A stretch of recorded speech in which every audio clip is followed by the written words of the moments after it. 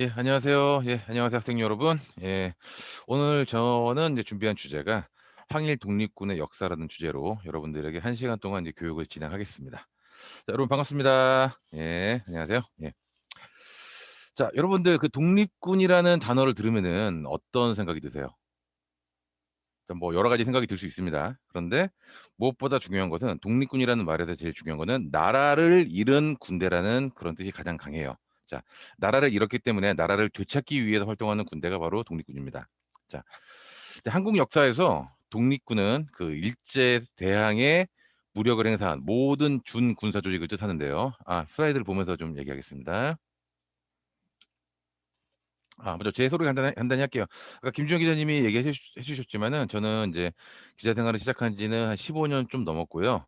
정치부 국회팀장, 경제부 금융팀장, 증권팀장, 지금은 그 사회부 행정팀장으로 있습니다. 예. 자, 오늘 이제 50분 동안 강의를 진행하면서 항일 독립군 세력의 생성, 그리고 독립군이 어떤 성과를 거뒀고 어떤 의의를 가지고 있는지, 그리고 독립군이 어떤 한계를 가지고 있었고 어떻게 소멸했는지, 그렇게 교육을 진행하도록 하겠습니다. 자, 다시 강의 내용으로 돌아가서요. 독립군은 하나의 어떤 단일화된 세력을 뜻하는 게 아니에요. 일제에 대항해서 무력을 행사한 모든 준군사 조직이 총칭을 바로 독립군이라고 합니다. 자, 여기서 준군사 조직. 자, 여러분 앞에 준이란 말이 붙으면은 어떤 말이 들어요? 자, 우승과 준우승 뭐가 다릅니까? 우승은 1등이고 준우승은 2등이죠, 그렇죠? 자, 군사 조직은 군사 조직인데 완전한 군사 조직이 아니라는 뜻입니다. 이 준군사 조직이라는 뜻은요.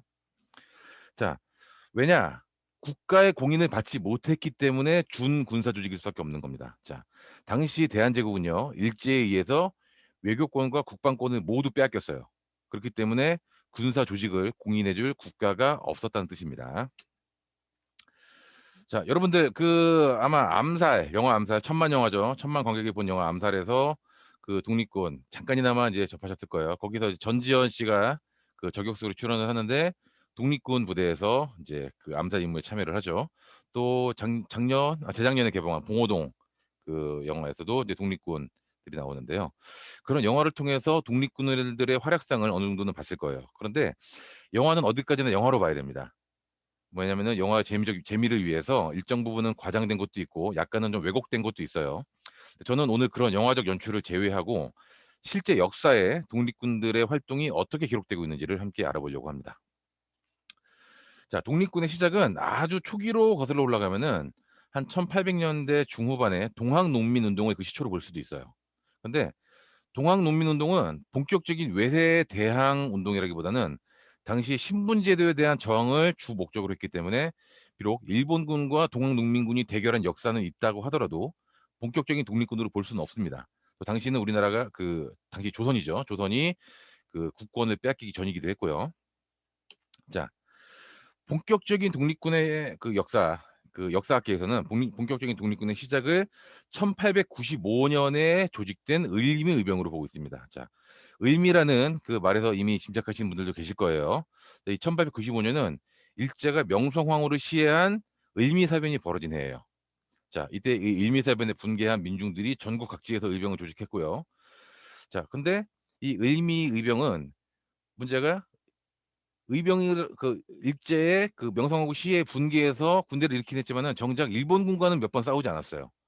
일본군과는 몇 번 싸우지 않았고 당시 대한제국의 중앙군과 주로 전투를 벌였습니다. 왜? 그때 일본 세력이 우리나라 대한제국 조정에 많은 영향력을 미치고 있었기 때문에 그 일본 세력이 압력을 넣은 거예요. 자, 너네 중앙군을 내려보내서 저 의병들을 진압을 해라. 그래서 주로 대결한 상대들은 그 대한제국 중앙군대였고요. 외세에 대항하는 성격은 있었지만은 그 일본군과의 전투는 거의 없었던 게 특징입니다. 자, 본격적인 일본군하고의 대결은 1905년 을사조약이죠. 그 을사조약이 체결되자 그에 대한 반발로 을사의병부터 이제 시작이 됩니다. 자, 을사의병은요. 1906년에 충청도 홍성군에서 벌어진 홍주성 전투에서 거기 점령하고 있던 일본군을 몰아내는 아주 큰 승리도 거둬요. 이 을사의병들은 1907년에 정미의병으로 더 확대되는데요. 정미의병은 어떻게 일어나느냐? 1907년에 고종이 강제로 퇴위당했어요. 그리고 정미 7 조약으로 인해서 대한민국 중앙군이 해산이 됩니다. 군대가. 근데 여기에 해산된 군인들이 더 이상 갈 데가 없어졌죠. 그래서 전국 각지의 의병 조직으로 합류하게 되는데요. 이게 바로 정미의병이라고 합니다. 자, 그런데 이런 의병 조직들을 일제가 가만히 두고 볼 리가 없죠. 자, 그래서 일제의 탄압이 시작이 됩니다. 자, 일제의 탄압이 시작되면서 우리나라 의병 조직이 점차 소멸되게 되는데, 자, 1909년, 자, 아까 그 정미의병이 일어난 이후로 한 2년 정도가 지났죠. 1909년에 일제 남한 대토벌 작전이 개시가 됩니다. 자, 일제 당시 그 당시의 군사력은 아시아에서는 거의 최강을 다투고 있었어요. 그 청일 전쟁을 통해서 청나라 그때 상당히 대국인 청나라하고도 싸워서 이겼고, 러일 전쟁에서 또 러시아를 상대로도 승리했습니다. 그 정도로 군사력이 강했는데, 이 남한 대토벌 작전에 일제의 정예 군사들이 투입이 된 거예요. 특히 이 작전은 전라도 지역을 중심으로 활동하고 있던 의병 세력들을 말살하기 위한 그런 토벌 작전이었습니다. 자, 그래서 1910년 정도 되면은 국내 의병 조직은 사실상 다 무너지게 됩니다. 다 사라져요. 자, 그렇다면 국내에서 활동할 수 없다면 어디로 가야 될까? 밖으로 나가야 되겠죠. 일제의 세력권이 미치지 않는 곳으로 가야 되겠죠. 그래서 독립군의 주 활동 무대는 만주 지역으로 이동을 하게 됩니다. 자, 왜냐하면 일제는 이 당시에 그 대한 그 조선의 그 조선이라고 평을 할게요. 대한제국의 남쪽에 주로 지배력을 행사하고 있었기 때문에 북쪽으로 갈수록 좀 지배력이 약했는데, 만주 지역, 지금으로 치면 중국의 이제 연길, 흔히 우리가 연변이라고 하는 그쪽 지역을 말합니다. 그쪽에서 많이 독립군들이 활동하게 돼요. 자, 만주 지역을 중심으로 활동한 독립군은요, 크게 세 조직이 있습니다. 세 가지 조직이 있는데요. 첫 번째는, 자, 김좌진 장군의 북로 군정서가 있고요. 그 북로 군정서가 있고, 지청청 장군의 서로 군정서, 그리고 홍범도 장군의 대한독립군이 있습니다. 자, 근데 여기서 본격적인 군사 조직이 생긴 이유는, 의병들은 말 그대로 뜻은 좋았지만은 본격적인 군사 훈련을 받은 적이 없는 사람이기 때문에 훈련 받은 일본 군대에 대응하기에는 너무 부족했어요. 그렇기 때문에 체계적인 군사 양성이 반드시 필요하다는 교훈을 얻었고, 그로 인해서 1911년 그 독립운동단체 신민회가 만주에 신흥무관학교라는 교육기관을 설립을 합니다. 자, 거기서 본격적인 군인들을 양성하는데요. 이 신흥무관학교는 그 여러분들 영화 암살해 보시면은 거기 배우 조진웅 씨가 이제 속사포라는 배역으로 출연을 하죠. 거기에 그 조진웅 씨를 소개를 할 때 신흥무관학교의 마지막 졸업생이라고 그렇게 소개가 됩니다. 그래서 신흥무관학교는 독립군 역사에서 유일한 전문 군인 양성 기관이었다는 점에서 매우 중요한 의미를 가지고 있어요. 거기서 배출된 장교들이 이제 지청천 장군, 또 이범석 장군, 그런 유능한 장교들이 교관을 활동을 하면서 그 군인들을 양성을 하는데요. 자, 아까 그 김전진 장군의 북로 군정서를 잠깐 말씀드렸는데, 이 북로 군정서도 어떤 의미가 있느냐? 사실 김전진 장군이야말로 어떻게 보면은 독립군의 역사에서 가장 이름이 유명한 그런 장군인데, 이 김전진 장군의 북로 군정서는 민족 종교였던 대종교라는 종교가 있는데, 그 종교를 기반으로 모인 사람들이 1919년에 만주에서 조직한 군사단체예요. 자, 대종교는 어떤 종교냐? 대종교는 우리 그 시조인 단군을 모시는 민족 종교라고 볼 수 있는데요. 네, 실질적으로는 종교적 성격보다는 일제에 대항하는, 그 외세에 대항하는 의미가 더욱 강했던 것이 특징입니다. 또 이 북로군정서는 대한민국 임시정부하고 연계해서 항일 무장투쟁을 전개했고요. 사실 또 그 대한민국 임시정부가 1940년에 광복군을 결성하면서 광복군이 그 현재 대한민국 국군의 모태가 되긴 했지만은, 실질적으로는 이 북로군 정서가 대한민국 국군의 뿌리라고 봐야 됩니다. 자, 그 지금 김전주 장군의 북로군 정서 1919년에 조직됐다고 설명을 드렸고요. 자, 그리고 홍범도 장군 대한독립군도 비슷한 시기에 등장을 했는데, 사실 이거는 조금 역사관에서 보는 시각이 달라요. 이 대한독립군이라는 명칭은 사실 홍범도 장군 부대가 직접 붙인 명칭이 아닙니다. 나중에 역사가들이 붙인 이름인데요. 왜냐하면은 홍범도 장군은 전문적인 군인 출신이 아니에요. 그 함경도 지방에서 호랑이 사냥을 하던 포수 출신입니다. 그러니까 사냥꾼 출신이에요. 그리고 홍범도 장군을 따르던 그 독립군들 역시 그 사냥을 하면서 살던 그 사냥꾼 출신들이 대부분입니다. 그 전문 군인 출신들이 아니기 때문에 이 무슨 군정서, 무슨 무관학교 그런 이름보다는 그냥 대한 독립군이라는 이름을 후대 역사가들이 붙였습니다. 자, 그러면은 지금 계속 글만 보니까 약간 지루하실 텐데, 그럼 독립군들이 활동했던 만주 지역 현장을 한 사진으로 좀 가볼게요. 자, 봉오동 전투, 청산리 전투에서 일제 실질적인 타격을 줬는데, 이 청산리 전투를 기념해서 만들어진 게 바로 청산리 항일 대첩 기념비입니다. 자, 이 청산리 전투 기념비는요, 대한민국에서 만든 게 아니에요. 대한민국에서 만든 게 한글로 써져 있지만은 대한민국에서 만든 게 아니고요. 현재 그 연변 지역에 거주하고 있는 그 조선족들이 2001년에 만든 겁니다. 높이는 한 20m 정도로 대략 한 6층에서 7층 정도 건물 높이로 세워져 있고요. 아주 가보면 아주 웅장하게 세워져 있습니다. 요 비석 아래쪽에 보면은 여기 그 당시 전투 현장을 이제 조각으로 새겨놓은 게 있는데, 이거는 뭐 입체적인 뭐 그런 느낌 없지만은 그래도 실제 가서 보면은 그래도 나름 생생하게 지금 새겨져 있습니다. 또 기념비 뒤쪽에는 이게 대처 기념비의 비문이 새겨져 있는데요. 잠깐만 좀 읽어볼게요. 해내외를 진감한 청산리 항일대첩은 항일투쟁사상 천고에 빛날 역사적 전역위원을 뭐 1920년 10월 21일부터 26일까지 김저진 홍범도가 통솔하는 항일결합부대는 뭐 이렇게 비문이 나와 있습니다. 자, 이것도 이제 2001년에 새겨졌다는 그런 그 날짜가 새겨져 있고요. 자, 근데 일반적으로 생각하는 것처럼 그 청산리 전투는 단 한 번의 큰 전투가 벌어진 게 아니에요.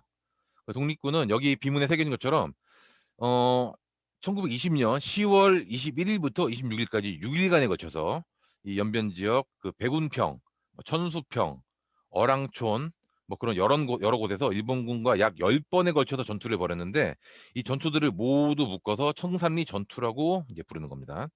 사실 예전에는 무조건 청산리 대첩이라고 불렀어요. 우리가 뭐 한산도 대첩, 뭐 진주 대첩, 살수 대첩 그런 뭐 고대사의 전투를 부르는 것처럼 청산리 대첩이라고 불렀는데, 실제로 그런 대첩이라고 부를 만한 큰 승리를 거뒀느냐, 그런 의문들이 많이 제기가 됐었습니다.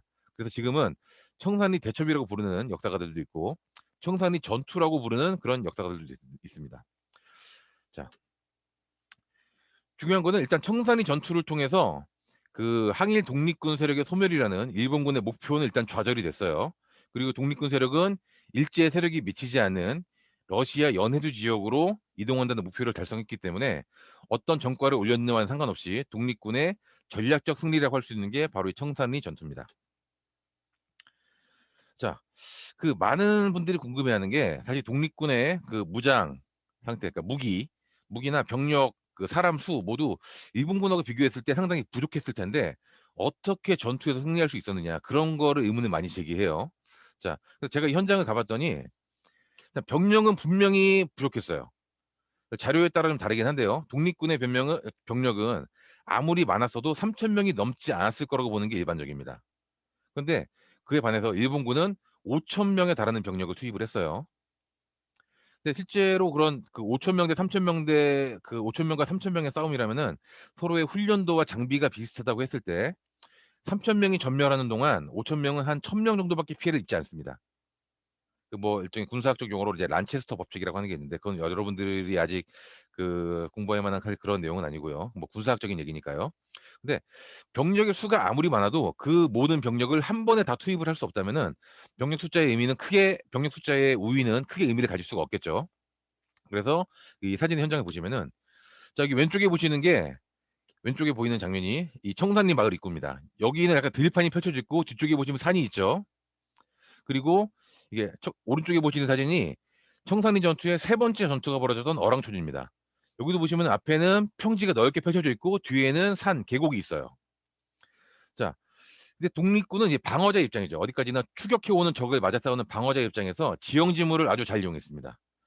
자, 여기 사진을 보시면 아시겠지만은 전투 현장은 산지하고 평지가 번갈아서 나타나요.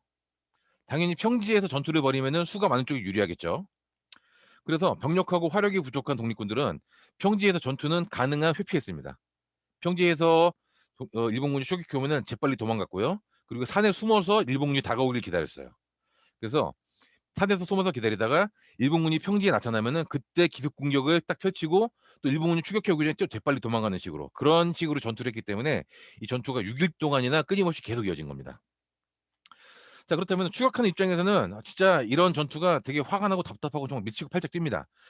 우리가 병력도 유리하고 무기도 유리하니까 빨리 얘들을 그냥 전면전으로 붙어가지고 빨리 다 전멸시켜 버리고 싶은데, 싸울만 하면 도망가고 싸울만 하면 도망가고 하니까 일본군은 되게 화가 나는 거예요. 자, 이런 식으로 그 시간을 벌면서 독립군들은 연해주로 그 도주할 시간을 벌었고요. 그리고 사실 무장에 대해서는 그 무기 수준에 대해서는 사람들이 일반적으로 생각하는 것만큼 독립군들이 무기가 빈약하지가 않았습니다. 왜냐하면 이때 그 청산리 전투의 주력이 됐던 이제 김좌진 장군의 북로군정선은 당시 러시아 적백내전에 참여했던 체코군, 그 체코군이 러시아 적백내전에 참여했는데 그 체코군으로부터 그 유럽제 무기를 넘겨받았어요. 자, 1차 대전이 끝나면서 그 체코슬로바키아가 독립을 했죠. 그러면서 체코군은 전쟁이 끝났으니까 더 이상 러시아에 머무를 이유가 없어요. 더 이상 당연히 전쟁이 끝났으니까 무기도 필요 없겠죠. 그래서 그 필요 없어진 무기를 독립군에게 이제 헐값에 팔아버린 겁니다. 그래서 이런 유럽제 무기로 무장을 했기 때문에 독립군들의 무장이 많이 좋아졌는데 실제로 이것도 그 사진으로 자료가 남아 있으니까 한번 보도록 할게요. 실제 이 독립기념관에 보관되어 있는 사진 자료입니다. 당시 독립군들이 사용했던 무기는 이렇게 여기 보시면 태극기가 있고 총들이 세워져 있는데 이 총들은 실제로 그 2차 대전 당시에 그 러시아 군들과 유럽 군대들이 주력으로 사용했던 그런 무기들입니다. 그리고 옆에 보시면은 쌓여 있는 이 상자들은 이 무기들에 사용할 탄약들이고요. 총이 아무리 많아도 뭐 총알이 없으면 소용이 없겠죠. 자, 그 독립군이 사용한 총기류를 왼쪽에서 보실 수 있고요. 그리고 오른쪽에서 탄약을 보실 수가 있습니다. 이 사진들은 지금 천안에 있는 독립기념관 가시면 다 볼 수 있고요. 여기 왼쪽에 총 사진 보시면은 이제 의군이라고 되어 있는데 그게 뜻 의자에 이제 군사 군자. 그래서 자기들은 독립군들은 뜻이 있는 군대다. 국가의 독립을 바라는 뜻이 있는 군대다라는 그런 뜻으로 이렇게 의군이라고 써놨습니다. 자, 여러분 혹시 선구자라는 그 가곡 노래 들어보셨어요? 선구자? 못 들어보셨어요? 그 제가 뭐 노래 잘 부르진 않지만 제가 한번 살짝 불러볼게요. 일송정 푸른 소른 이 노래 들어보셨어요? 못 들어보셨어요? 어디선가 한 번쯤은 들어보셨을 텐데 이 노래가 있습니다. 한번 유튜브에서 나중에 가곡 선구자 한번 찾아보세요. 이 가곡 선구자가 독립군들의 업적을 기념하는 노래입니다. 자, 이 그 일송정이 있고요. 또 그 해란강이라는 그 노래가 나오는 게 있는데 바로 여기 있는 이 바로 일송정 기념비가 있는데 이 청산리 근처에 있는 야트막한 그 언덕 꼭대기에 바로 일송정이 있습니다. 일송정 하나의 소나무가 서 있는 정자라는 뜻인데 사실 지금 가보면 그때 그 소나무는 더 이상 남아있지가 않습니다. 시간이 많이 지나다 보니까 그 나무가 부러져서 없어졌어요. 근데 그 큰 나무는 없어졌지만 지금도 이 산에는 소나무가 많으니까 뭐 어찌됐든 소나무는 있는 곳이긴 합니다. 그리고 여기 보니 강 보이시죠? 강. 이 강이 바로 이 해란강인데요. 일송주 기념비가 이렇게 보이고요. 해란강. 그리고 이게 바로 중국 그 지린성 룽징. 그러니까 우리말로 하면 뭐 길림성 용정시에 소재하고 있는 일송정과 해란강입니다. 궁금하신 분들은 나중에 유튜브에서 그 선구자 가곡 한번 찾아보세요. 거기에 분명히 일송정과 해란강이라는 말이 나오는데 그게 바로 독립군들의 업적을 기념하는 그런 노래입니다. 자, 청산리 전투를 통해서 그 일단 일본군 추격을 뿌리쳤죠. 그래서 그 독립군들은 그 중국 흑룡강성에 있는 밀산시에 집합해서 재편성을 거치게 됩니다. 여기 밀산이라는 곳에 집합한 이유는 여러 가지가 있어요. 일단 밀산이라는 곳이 중국과 러시아의 국경지대입니다. 자, 중국과 러시아 국경지대인데요. 만약에 일본군이 쫓아왔다. 그러면 바로 국경을 넘어서 러시아 연해주로 도망갈 수가 있어요. 그리고 또 거기는 평야가 아주 넓은데요. 그래서 일단 직접 농사를 지으면서 식량을 자급할 수 있다. 그런 장점도 있습니다. 실제로 그 북로군정서의 지도자였던 그 대중교의 총재 서일 총재는 밀산 당벽진이라는 곳에서 둔병제라는 걸 실시했는데 둔병제는 뭐냐? 농번기, 그러니까 봄하고 여름에는 농사를 지어요. 농사를 지어서 식량하고 물자를 비축해 놓고 겨울에는 이제 군사 훈련을 합니다. 그렇게 해서 그 전투력을 유지하는 그런 전략입니다. 자, 이런 과정에서 밀산 지역에는 한국이니까 그 당시 조선인 마을도 형성이 됐는데 이게 바로 그 조선인 마을의 이제 흔적입니다.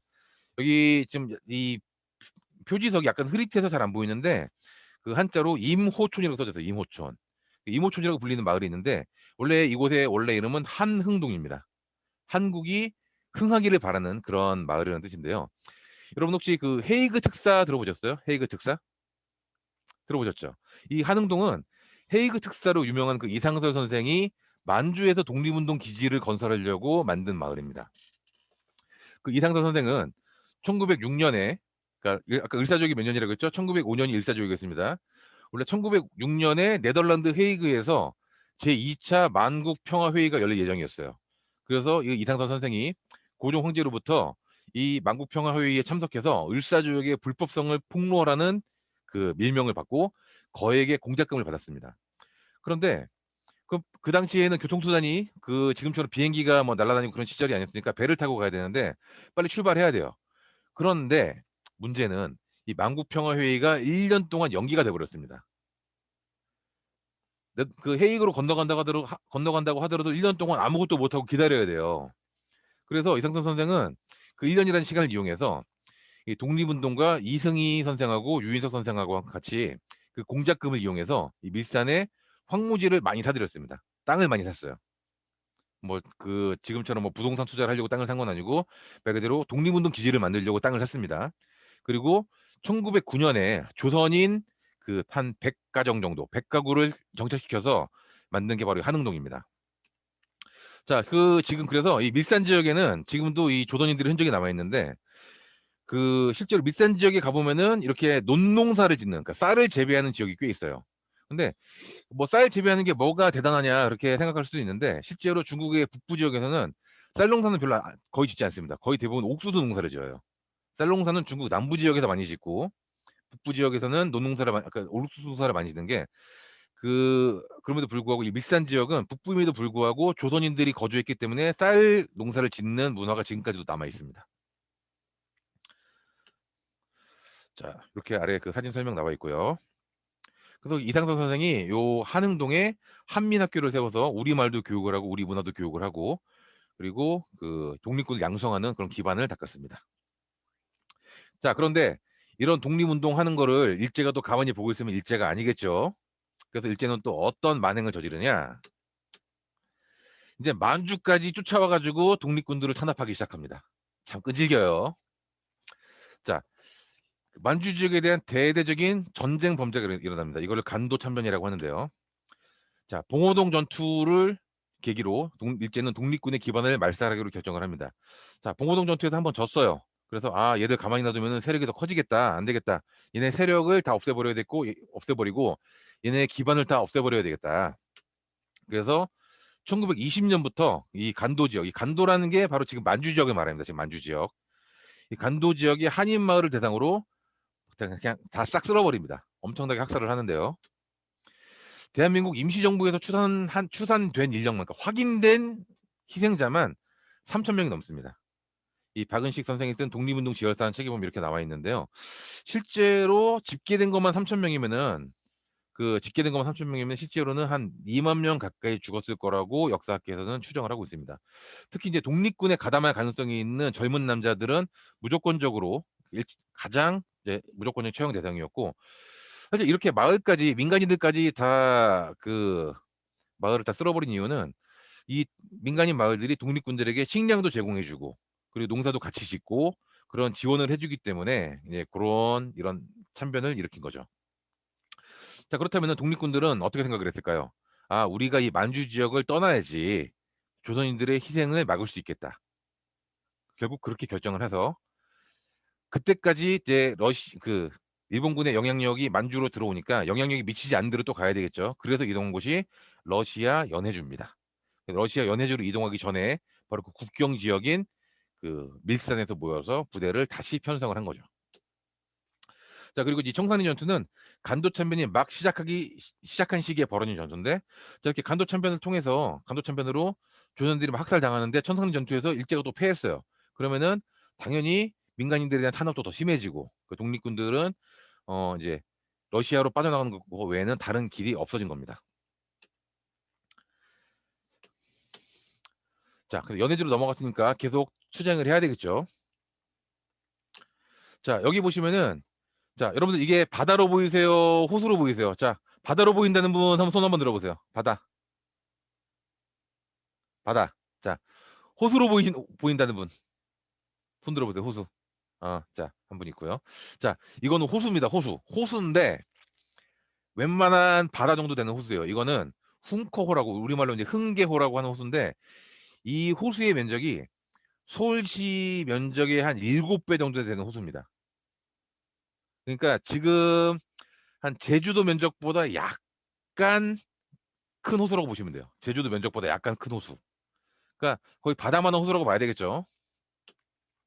저기 옆에 보이시는 게 중국하고 러시아의 국경인 밀산 국경 세관입니다. 자, 저기 호수하고 세관을 보여드린 이유는요. 지금부터 설명드릴 건데, 자, 연해주로 이동을 했어요. 러시아로 넘어갔단 말입니다. 러시아로 넘어갔는데 모든 독립군들이 다 러시아로 넘어가는 건 아니었어요. 자, 왜냐면은 러시아로 넘어갔을 때는 러시아에서는 독립군들에게 무기를 버려라. 너네가 우리 땅으로 들어오면서 왜 무기를 가지고 들어오냐.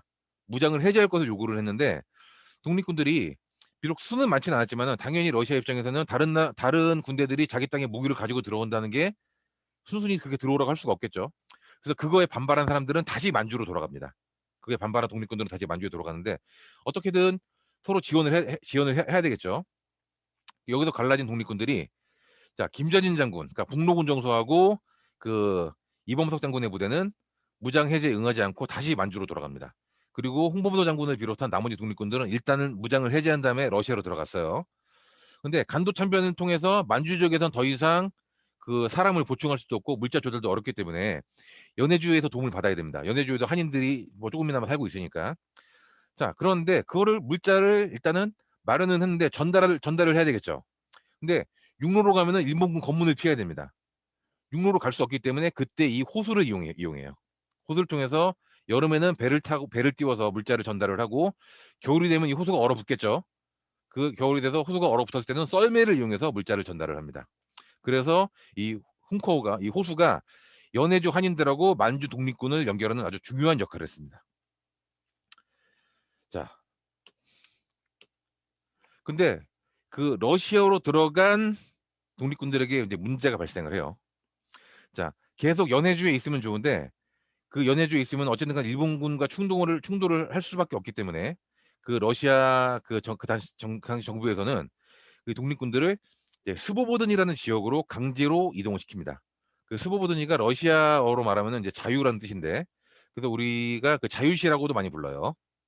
근데 이 스보보든이는 연해주하고는 다르게 한인들, 그러니까 고려인들이 별로 거주하지 않는 지역, 거의 없는 지역이에요. 그러니까 당연히 한인들이 없으니까 주민들이 협조를 받을 수가 없겠죠. 그러다 보니까 독립군들은 결국 식량도 부족하고 물자도 부족하다 보니까 그 스보보든이 주변에 있는 러시아 주민들의 물자를 빼앗는 지경까지 가게 됩니다. 자, 예나 지금이나 군대의 전투력을 유지하는 것은 가장 충분한 물자가 제일 중요해요. 이거는 모든 전쟁을 막론하고 똑같습니다. 전쟁에 제일 필요한 건 첫 번째도 돈이고요. 두 번째는 많은 돈이고요. 세 번째는 더 많은 돈입니다. 돈이 전쟁의 모든 것을 좌우해요. 충분한 물자가 있어야지 군대가 유지되기 때문인데요. 근데 그 당시에 대한제국은 국권을 빼앗겼죠. 외교권도 없고 국방권도 없습니다. 그렇기 때문에 나라로부터 물자가 지원이 될 수가 없어요. 그렇기 때문에 이 독립군들은 자기들의 그 군대 조직을 유지하기 위해서 인근 주민들의 물자고 식량을 징발, 그러니까 이건 좋게 얘기한 거고 좀 나쁘게 말하면 강제로 뺏어옵니다.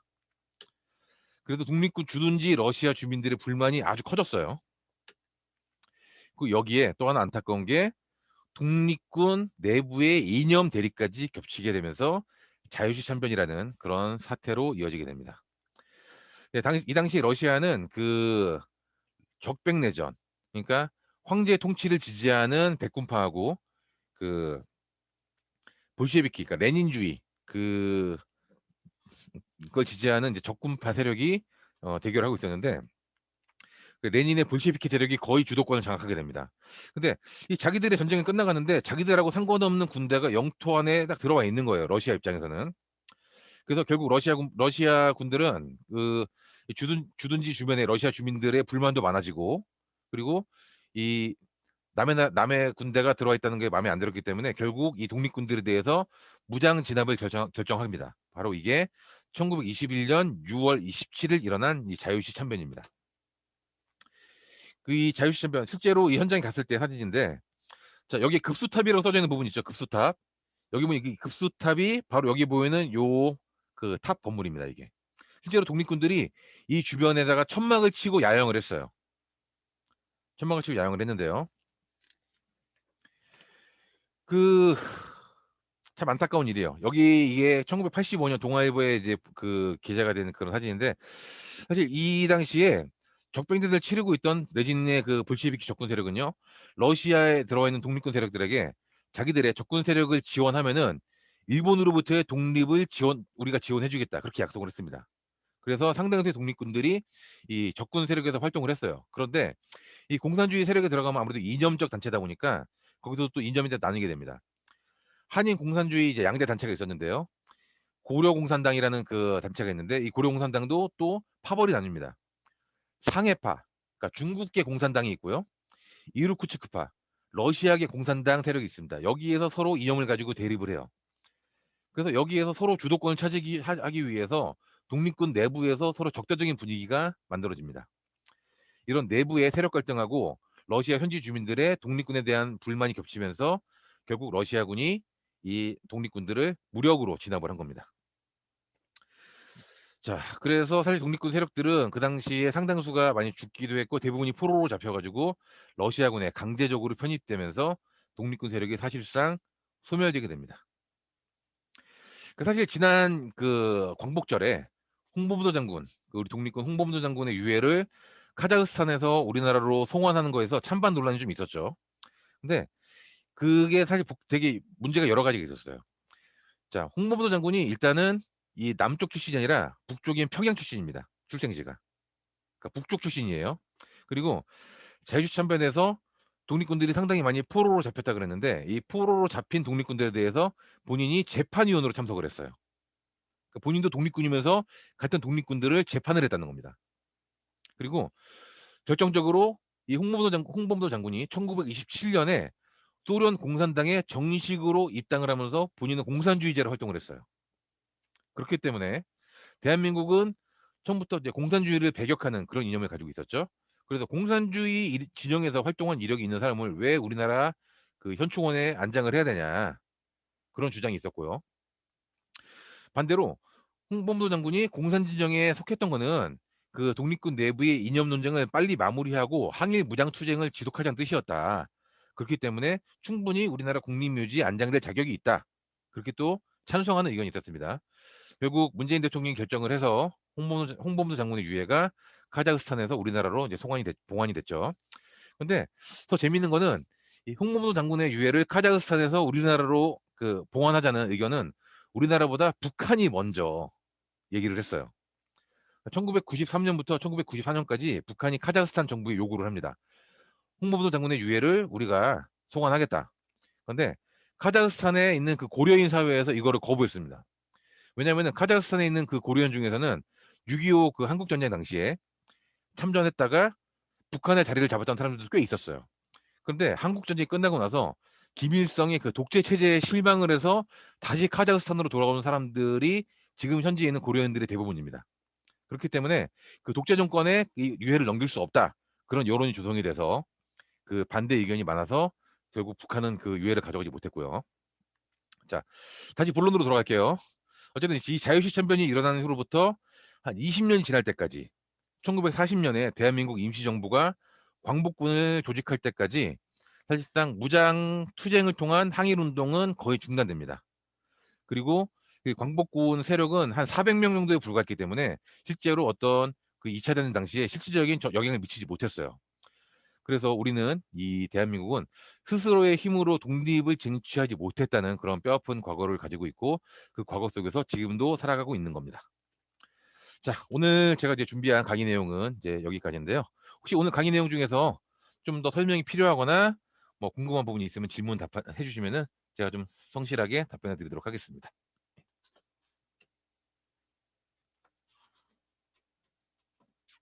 네, 궁금한 점 있는 학생들은 음소거 해제하고 질문해 주세요.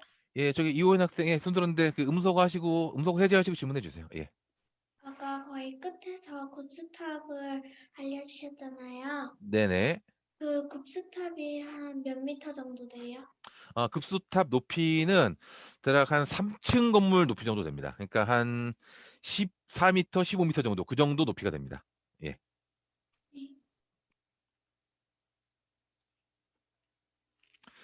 실제로 아까 급수탑 사진을 잠깐 보여드리면은 지금 이게 약간 멀리서 찍은 사진이라서 이게 좀 이렇게 작게 보이는데 사실 여기 제가 이게 나와 있죠. 수라세프카역이라고 이제 실제로 이제 기차역에 있는 그 급수탑이에요. 근데 제가 가까이 가서 찍지 못한 데는 다 이유가 있습니다. 왜냐면은 이 수라세프카역이 그 군수 물자, 그러니까 러시아군이 실제로 자기들이 지금도 군용 철도가 깔려 있는 군 철도가 깔려 있는 그런 역이기 때문에 민간인들이 가까이 가기가 좀 어려워요. 그래서 상당히 좀 멀리서 촬영을 할 수밖에 없었고요. 지금 보시면은 요 급수탑에 있는 요 지붕부터 요 파란 윗부분, 요 윗부분이 한 일반적인 그 보통 집에서 한 천장 정도 높이, 그 정도 높이로 보시면 되고요. 요 아래에도 이제 그거보다 높은 이제 아래 구조물이 있기 때문에 실제 높이는 한 13m, 14m 그 정도로 보시면 될 것 같습니다. 예. 요 아래에 보시면은 이 창고 건물 지붕이 보이죠? 요 창고 건물은 요 뾰족한 지붕이 있는데 요 건물이 단층 건물이기 때문에 한 2층에서 3층 정도 되는 그런 높이로 보시면 될 것 같아요.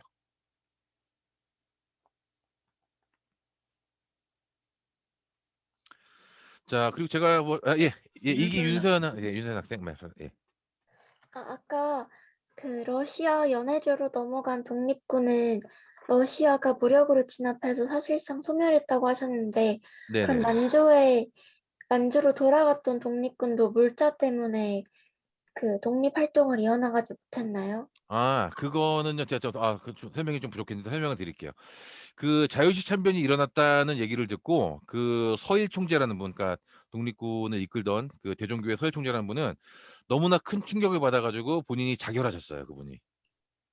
그분이 자결을 하셔 가지고 더 이상 독립군 세력이 이어지지 못했고 김좌진 장군은 그 공산주의자에 의해서 암살을 당했습니다, 그분은. 그러니까 감사합니다. 예, 암살을 당했기 때문에 지휘관들이 없어졌기 때문에 그 만주에서 활동하는 독립군들은 다 뿔뿔이 흩어질 수밖에 없었어요. 예.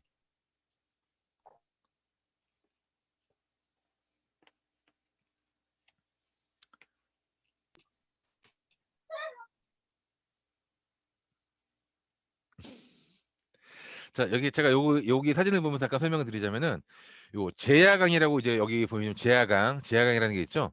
요 제야강이라는 게 그 러시아 내에서만 흐르는 게 아니라 그 중국에서부터 걸쳐서 흐르는 건데 사실 러시아에서 부르는 이름이 제야강이고 중국에서 이걸 부르는 이름이 흑룡강입니다. 바로 이게.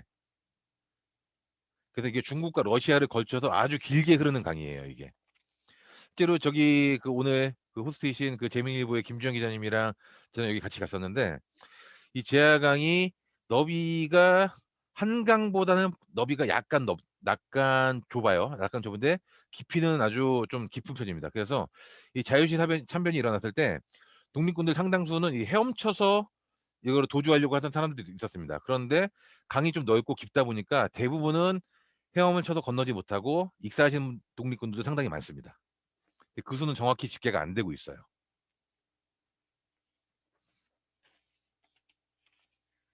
네, 여러분, 이 한국사에서 근현대사 부분 같은 경우에는 이념 논쟁이 계속해서 이루어지고 있기 때문에 자세하게 다루지 않고 그냥 넘어가는 그 교육들이 굉장히 많이 있거든요.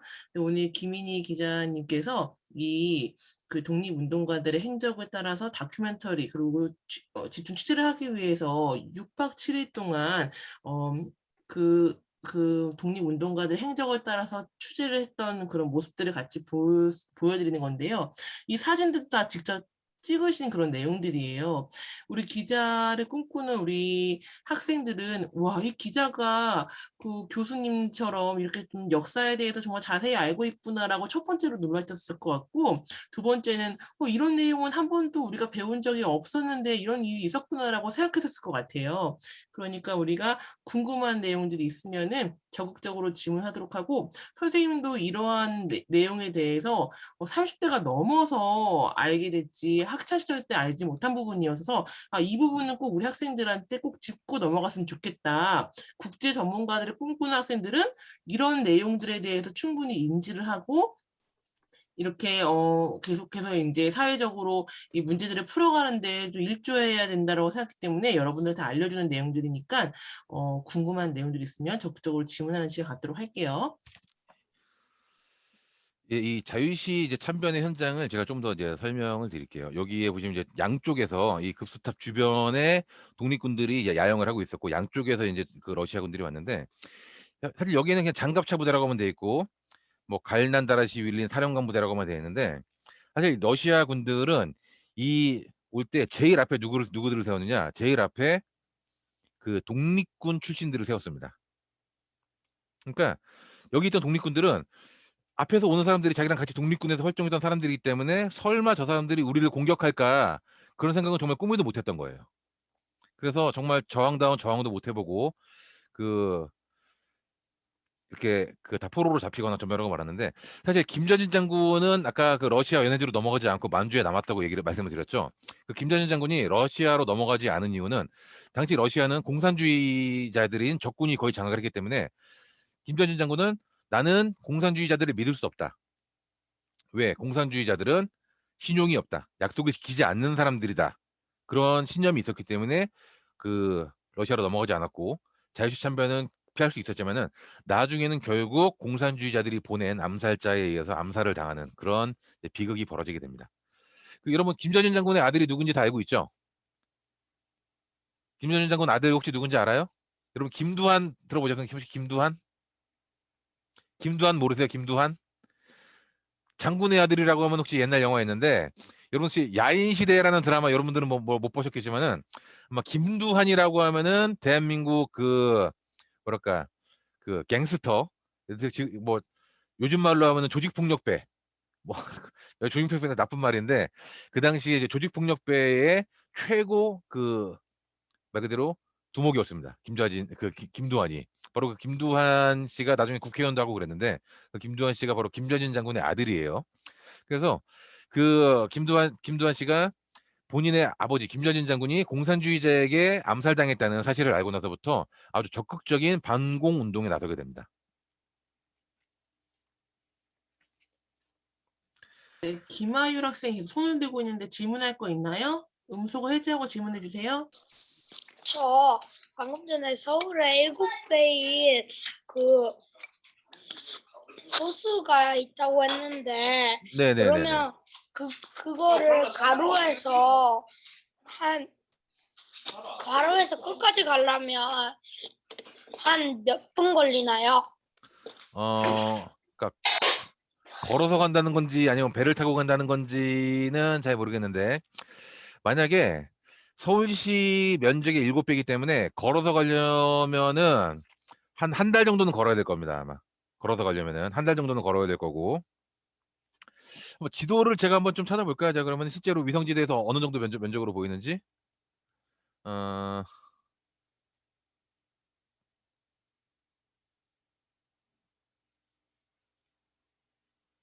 잠시만 제가 이거 지도를 좀 찾아가지고 제가 좀 해볼게요. 네, 이와 관련된 내용들은 우리 예. 김인희 기자님께서 아시아투데이에 5차례에 걸쳐서 집중적으로 취재했던 그 기사들이 있어요. 선생님이 카페에다가 그 기사들을 볼 수 있도록 올려놓을 테니까 오늘 강연 내용들 더 자세하게 함께 볼 수 있는 시간을 가지면 좋을 것 같아요. 예. 네. 지금 이제 지도를 찾고 할 시에 약간 좀 시간이 부족하니까요. 그 흥룡강성에는 훈커호가 현지 말로는 훈커호고 여기서 이제 한자는 흥계호라고 합니다. 그러니까 이건 여러분들이 구글이나 그런 통해서 지도를 한번 찾아보시면은 그 어느 정도 대략적인 크기를 아마 짐작하실 수 있을 거예요. 예. 사실 세계에서 이제 제일 큰 호수가 그 바이칼호, 유럽에 있는 바이칼호라 그러는데 이 훈커호의 별명이 만주의 바이칼입니다. 만주의 바이칼. 예. 그 정도로 큰 호수입니다, 이게. 그러니까 이 호수를 만약에 배로 가로질러서 간다. 배로 가로질러서 간다 하면은 그래도 만약 노를 저어서 가는 배로 가로질러서 간다 그러면은 한 하루 정도는 꼬박 노를 저어야지 가로질릴 수 있는 그런 거리라고 보시면 될 것 같아요. 네, 박서연 기자 질문해 주세요. 네. 그 러시아가 자유시로 이제 그 독립군을 보냈다고 하셨는데 그 독립군이 자유시로 가기 전에는 떠돌이 생활을 했나요? 아니면 그 한 곳에서 정착을 하면서 그 다음에 바로 자유시를 갔나요? 아, 일단은 러시아의 그 연해지로 넘어가서 여러분도 그 보시면은 중국과 러시아 국경에 바로 이제 블라디보스톡이라는 곳이 있습니다. 블라디보스톡이라는 항구 도시가 있는데 밀산에서 일단 그쪽으로 이동을 했어요. 물론 가장 처음 넘어간 곳은 이제 우스리스크라는 도시인데 거기서 블라디보스톡으로 이동을 해서 거기서 기차를 타고 스보보드로 이동을 합니다. 그런데 지금 이제 말씀하신 거는 러시아 국경을 넘어 들어갔으니까 이제 러시아 그 정부의 통제를 받게 되겠죠. 그래서 그 일단 무장을 해제를 해라. 무기를 다 러시아군 쪽에 넘기고 우리가 가라는 곳으로 기차를 타고 가라.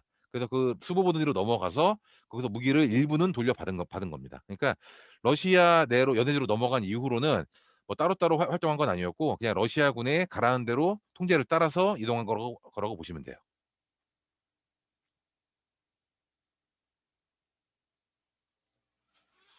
네, 오늘 강의는 이것으로 마무리 짓도록 하고요. 우리 김인희 기자님 학창 시절부터 책을 굉장히 많이 읽었다고 하는데 우리 청소년들한테 마지막으로 어떤 학창 시절을 보내야 되는지 얘기해 주시고 마무리 짓도록 하겠습니다. 예, 저도 이제 기자로서 생활을 하고 있는데요. 여러분들 뭐 다 공부 잘하고 계시겠지만은 저는 사실 학생 시절에는 공부하기가 너무 싫었습니다. 정말 싫었어요. 학생 시절에 공부하기가 너무너무너무너무 싫어 가지고 진짜로 '공부를 어떻게 하면 안 할 수 있을까?' 솔직히 그 생각만 매일 했습니다. 그래서 좀 어쩔 수 없이 그래도 부모님이 뭐 하라고 하신 것도 있고 나중에 그래도 인생을 좀 실패하지 않은 인생을 살려면 공부해야 되겠다는 것도 알았지만은 지금은 제가 공부가 좋아진 게 기자가 되고 나니까 공부가 좋아졌습니다. 왜냐면은 공부를 해야지 다른 사람에게 뭔가 알려줄 수 있더라고요. 그래서 사실 공부를 하는 사람은 다른 사람에게 뭔가 알려줄 수 있고 알려준다는 거는 남에게 도움을 받는 삶이 아니라 남에게 도움을 주는 삶을 살 수 있다는 뜻이거든요. 여러분들도 남에게 도움을 받는 삶보다는 도움을 주는 삶을 살기 위해서라도 공부 게을리하지 않고 좀 열심히 했으면 좋겠습니다. 예. 네, 수고해 주신 김인희 기자님께 박수 한번 쳐드리고 우리 마무리 짓겠습니다. 예, 감사합니다. 네.